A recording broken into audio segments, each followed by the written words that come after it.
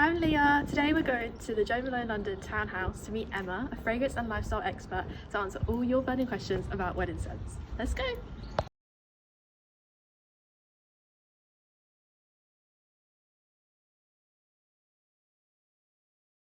Hey, we're at the Jo Malone London townhouse.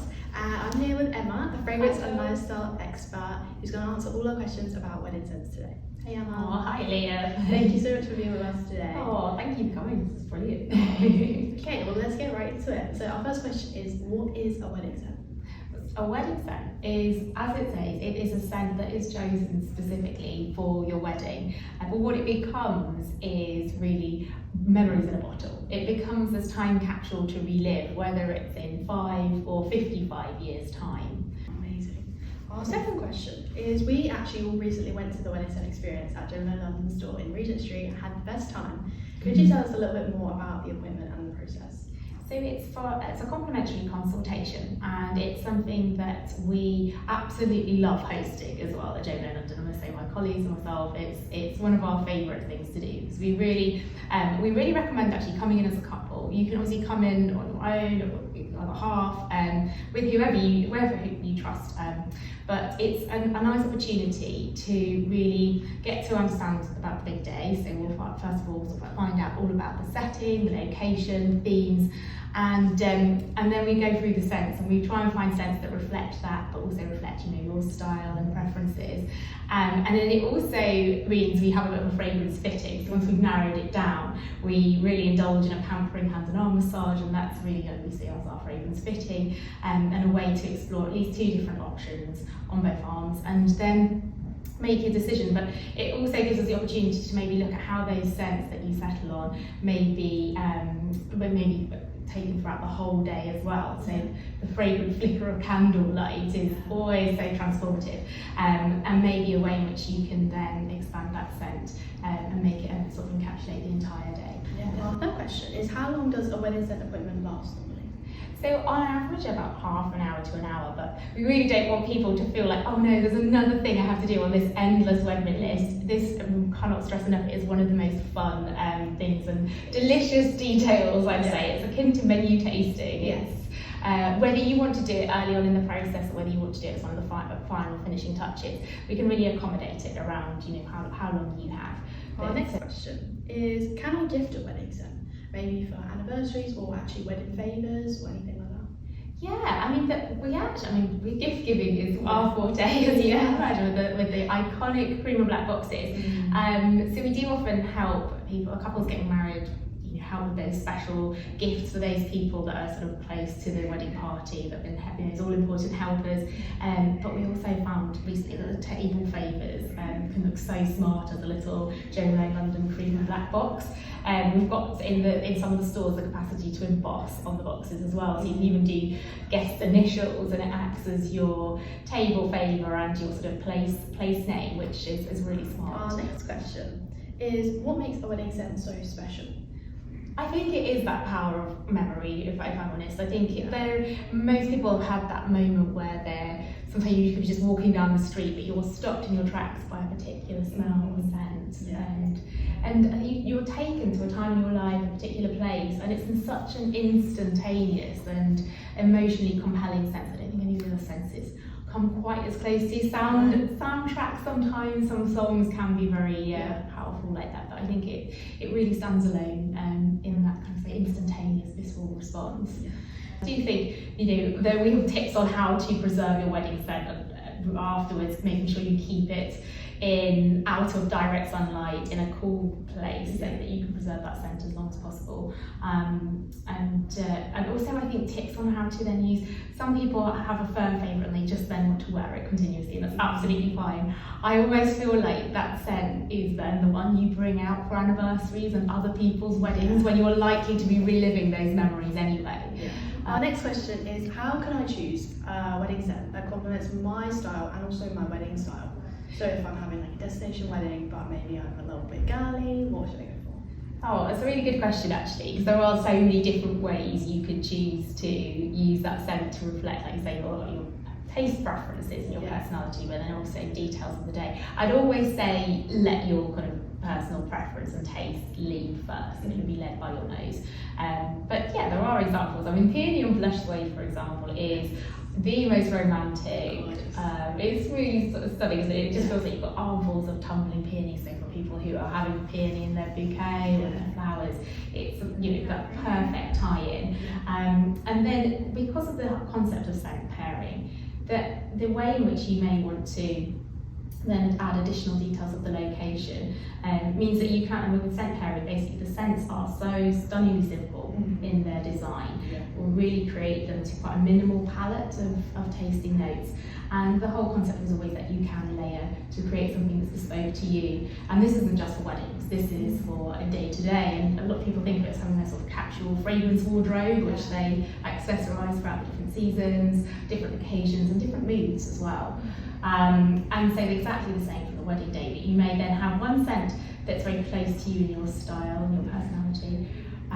If you said girly, the peony and blush suede, so it's just ultra romantic feminine scent, then you may add something that's a little bit different and more unique.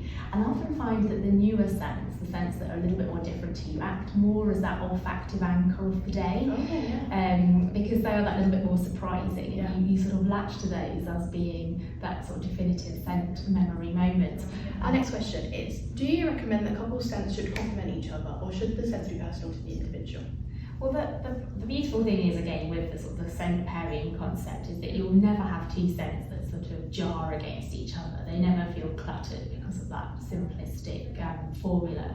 But it is a really interesting question on whether, we do actually think it's a really nice touch sometimes if people are doing a scent pairing option, that they have one almost unifying fragrance that they both wear, and then one that is more reflective of their own individual personalities and style. I know with my brothers getting married in July, and they're actually doing that. They've got the orange blossom as a fragrance they're both wearing, and it is just actually culturally it's traditional to have in Mediterranean culture a sprig of orange blossom in the wedding bouquet. It's a symbol of everlasting love.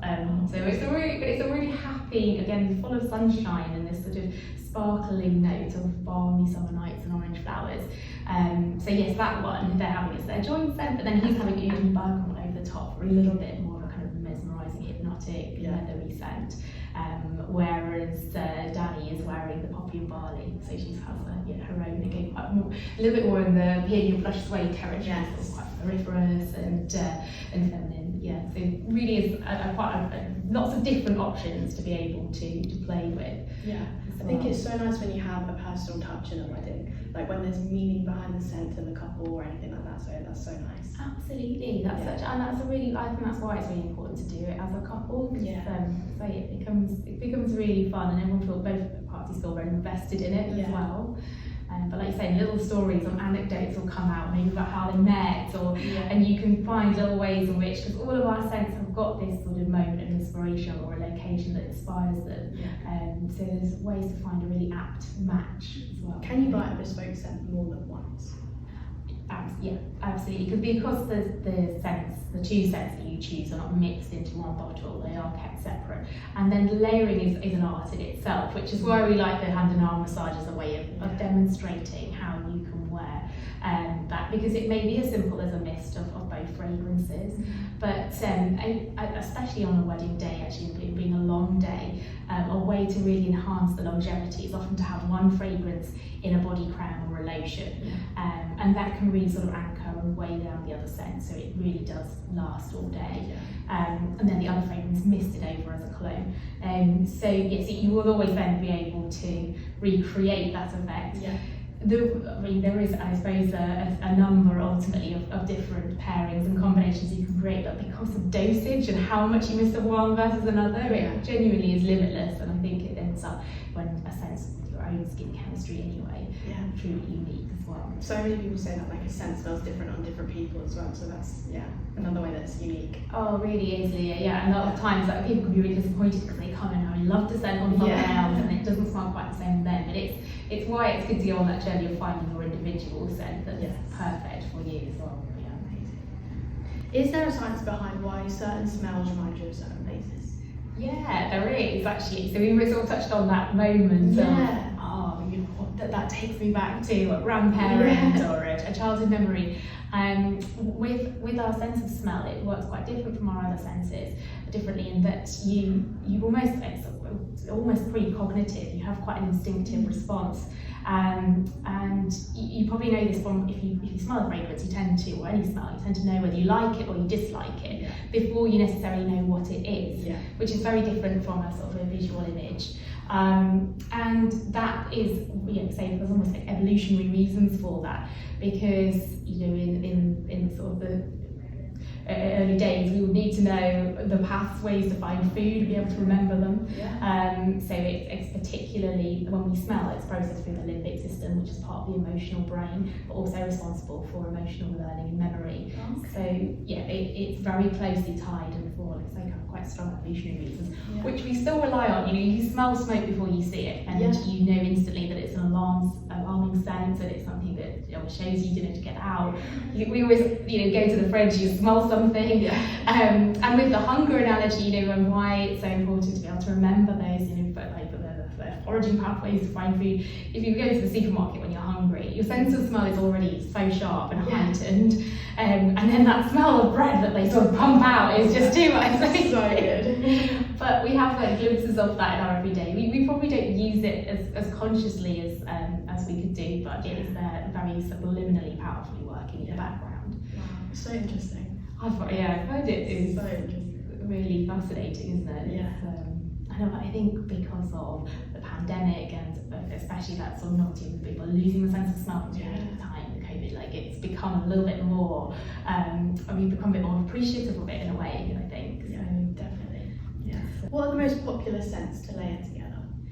So this is where, again, there really are no rules, but in terms of scent pairings, we have some scents that we know are always, especially for weddings, winning combinations.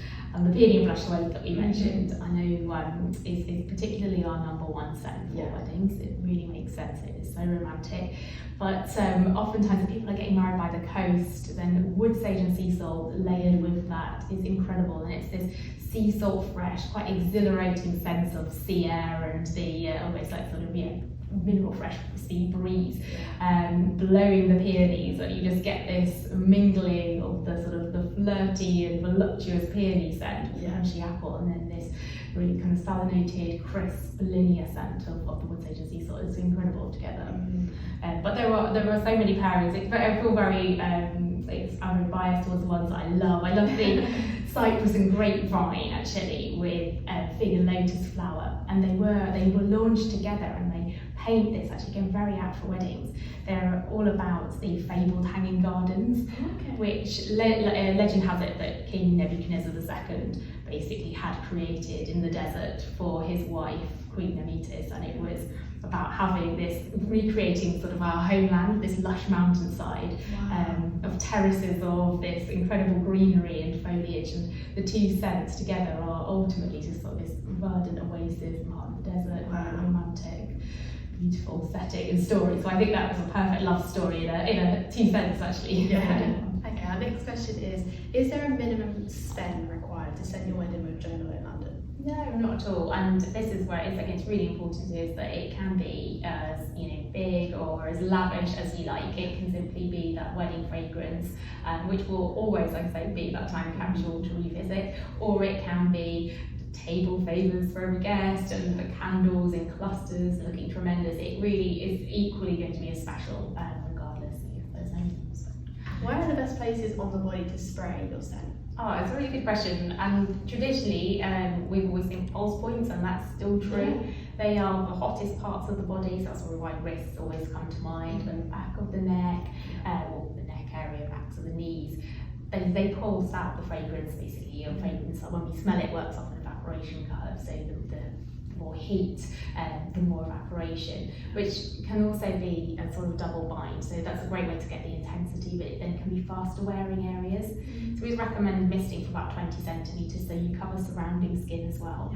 And like we said with the body crowns, they really can help sort of anchor that scent all day. And you can dance with you into the night, confidently you've got that scent. Amazing. Well, that's kind of linking to our next question, which is how can I make the scent last all day?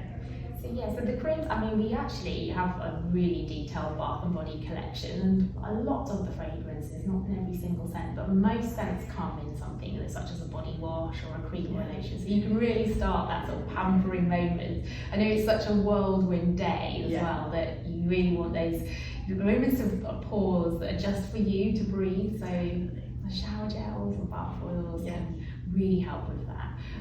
Actually, just in terms of the getting ready rituals, and then I say the creams, which are actually very weighty texture. They've got cocoa, butter and sweet almond oil, so you feel super nourished with supple glowing skin as well. There's aesthetic benefits to that beyond the scent. And then something we've started to introduce more recently, and I think it's a beautiful idea, especially for weddings, is the hair mist. Yes. So having the scent in the hair, a lot of people do have a little bit of a cheekiness. And we always feel bad about it because of the alcohol, but these have like a vitamin B5 formula and argan oils, they give a bit of a sheen, but do also really have that moment of scent when you get caught by a breeze or you turn your head and you activate the fragrance that way. So it can be a really nice touch for the wedding day. Yeah, I think that's so nice because you always want to feel pampered on your wedding day. Obviously, you want to feel like the best self going into it. So. Absolutely. So I would definitely invest in sort of the pampering side of things. I would recommend. Why not? Other than perfumes and candles, what are some other ways you can scent your wedding? So you're right, the candle light is always really dreamy and it's very transformative. Some venues can obviously be cautious about the naked flame. There's ways around it with the hurricane vases, and I would definitely recommend working with your florist as well, because they may have tips on how their arrangements are going to look in combination with hurricane vases. But other tips that we have, and these, if you've got some really good helpers, they can really help bring the venue to life through scent in other ways. So misting hems of the table linen or napkins, and again, the scent's activated through movement when guests are getting up and down. It really helps lift the room with fragrance. And that can be a really nice scented touch on stationery as well. So even on your invites, if you know your scent up front, having that as your send out really sets the tone. And equally on thank you cards or any paper elements throughout the day as well. A really nice touch. Yeah, definitely. In terms of scenting the whole day, where in the venue should we put our fragrance?